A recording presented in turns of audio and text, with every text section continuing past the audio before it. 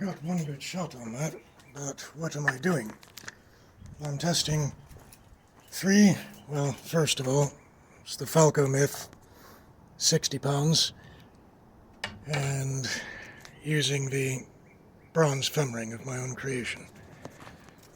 But what am I doing? I'm testing three different arrows with minor variations in weight, all close to 9 grains per pound. Minimum GPP for that Falco is 8.5.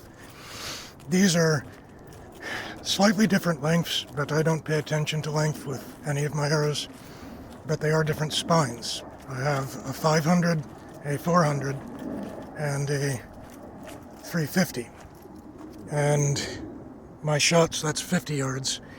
My shots have actually been worse today with this one, that's the 300 spine. And my best shots have been, strangely, with the 500 spine. But I will do another round and see what tends to happen here with these three different arrows, for anyone who might be interested.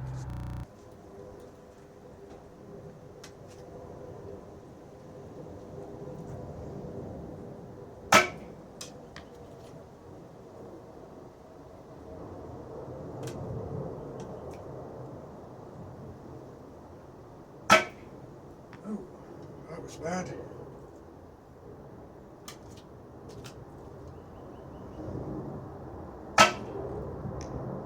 And that was bad too. But we'll go take a look.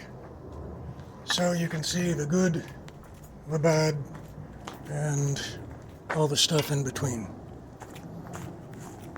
Started with a mediocre shot and then got 2 wild flyers. That's kind of what's been happening, switching between these arrows. But it might be of interest to see which one gets the best average. And I wonder if it's that 350 spine again, and I think it is. Yep. So here we have, again on the left, the 400 was on the left last time. The 350 spine was closer to the bullseye, and I think the 500 spine was also to the right. We'll run this again at 50 yards.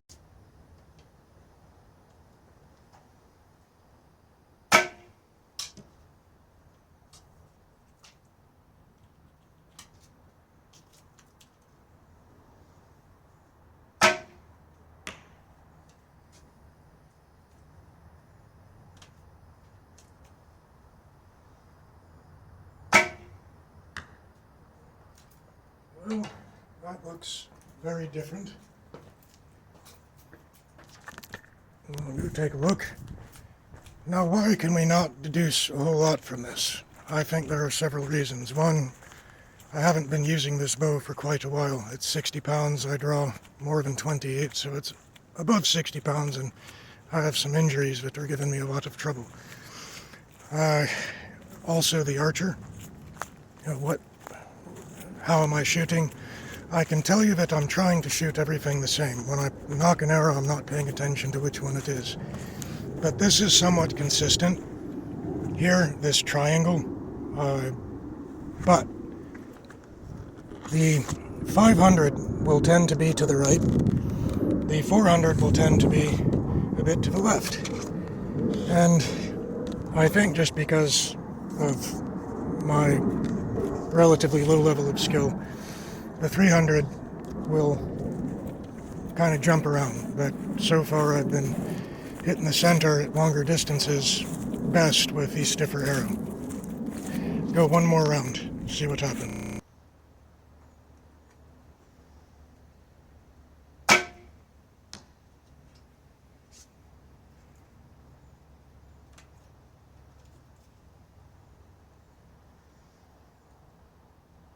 Oh shit. Yeah, I thumb slipped on that one. Still happens to me sometimes.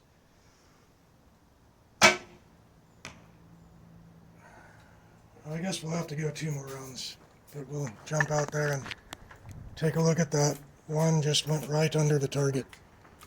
I sometimes pull back and get a funny feeling on the ring, and I know it's wrong, but I release it anyway, and I short short drew on that. But we'll get to see what happens with two of them.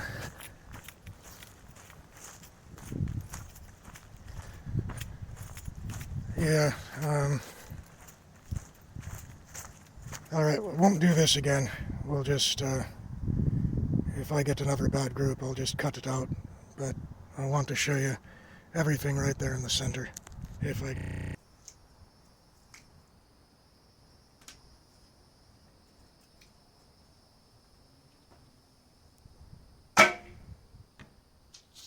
Nope.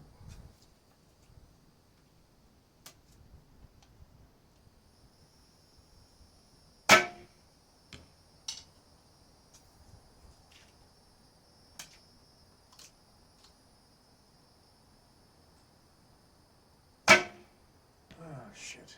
Well, one in the center, one to the right, and one to the left. And I'll forgive anyone who shuts the video off now, but I'm going to do one more round. Just because I got a bullseye on that one, and that motivates me to try again, because I think I can get them all three in there. And yes, I'm not shooting them any differently, which is probably why I'm getting variations. But I really want to get them all in the same hole. I'll stop and show you. Yep, so it is the best arrow I have, which is the 300 spine that got the center. And, well, we have the 500 to the right, which has been happening, and the 400 to the left. One more if you...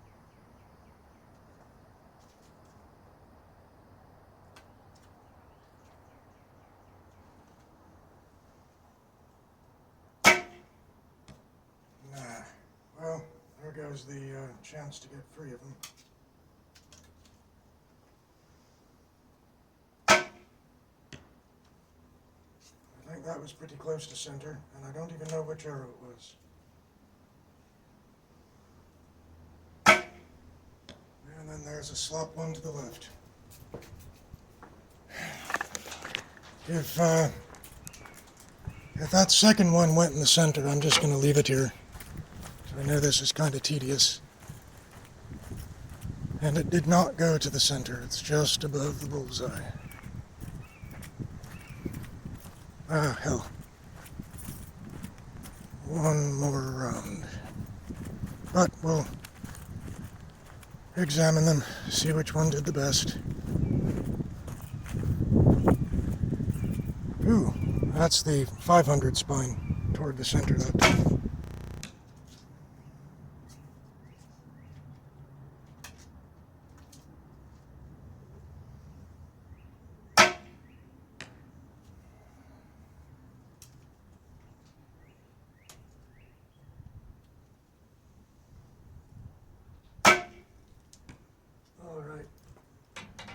I'm done.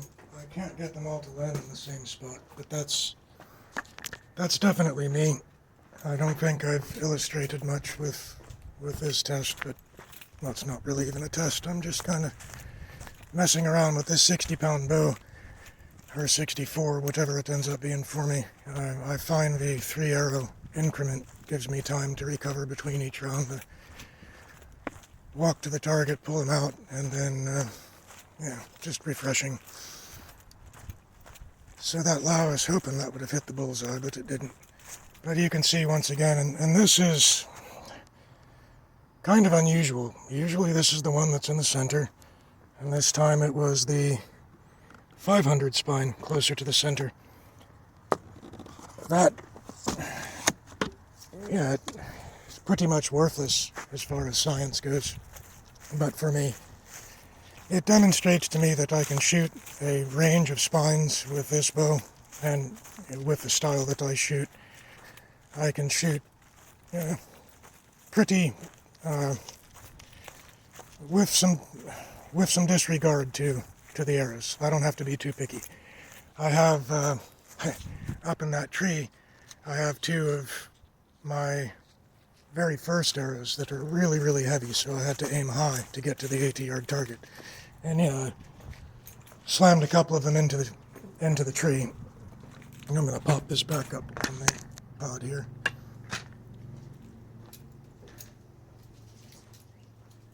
So, as I said, as far as science goes, useless. As far as amusement and the sake of curiosity for archery, I don't know. But it's fun for me. I have almost always shot an array of different arrows because I'm a scrounger. I get some of my arrows for free. Some of them are left over from the last batch. The Falco is the only bow that I made a special batch of arrows for. So I have the ability to shoot 10 virtually identical arrows, depending on how precise I was with the fletching. And anyone who's interested, this is the Falco Myth here, and it is 60 pounds. It has an ambidextrous grip, there's no shelf, and as some of you might have seen from earlier videos, I wrapped this piece of leather on here because I didn't want to go knurling it up with those rotten arrows that I often use. And I haven't been shooting it that much because of my shoulders. I have an injury from my teens, pretty severe rotator cuff injuries, and that's my bow arm. And I don't feel it much with 45 pounds, about 60 plus. I often feel it. If I do a full quiver, just quiver after quiver, it starts to hurt, and sometimes a lot worse the next day. But those shots were all taken with the new bronze thumb ring. This has a Flemish twist fast flight on it. I put paracord string silencers on it. And I have not changed my opinion of this bow. I absolutely love this bow.